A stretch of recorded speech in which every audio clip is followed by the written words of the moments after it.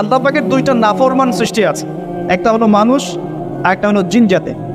এই দুটোই সবচেয়ে নাফরমান সৃষ্টি। ওইদিকে আমি পরে আসছি। সাগর কি শেখায়? বিনয়ী হতে শেখায়। কারণ সে অনেক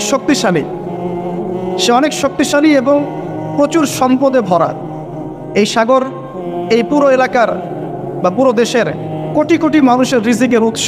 এই সাগর, তার ভিতরে আল্লাহর রিজিক আছে, সম্পদ আছে। অনেক সম্পদে পরিপূর্ণ থাকার পরেও সাগর খুব শান্ত, তার মধ্যে খুব উদ্ধত অহংকারী আচরণ দেখা যায়। ঠিক আল্লাহর জ্ঞানী মানুষরা সমুদ্রের মতো হয়, তাদের ভিতরে অনেক জ্ঞান থাকে, কিন্তু তারপরেও তারা শান্ত থাকে, বিনয়ী থাকে। আর যাদের ভিতরে সম্পদ কম তাদের লাফালাফি বেশি। কথা বুঝতে পারছেন?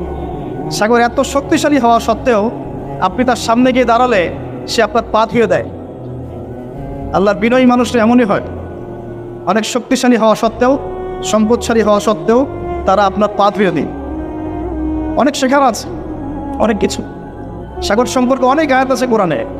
যখন সাগরে নৌযান চলাচল করে তখন আল্লাহ পাক যদি ঝড় ঝাপটা দেন, প্রাকৃতিক কোনো বিপর্যয় দেন, তাহলে মানুষ মুখলেসভাবে আল্লাহকে ডাকা শুরু করে।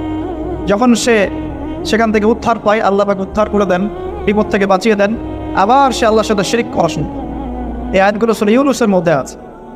তো আমরা চেষ্টা করব সাগরের মতো সম্পদশালী হওয়ার জন্য।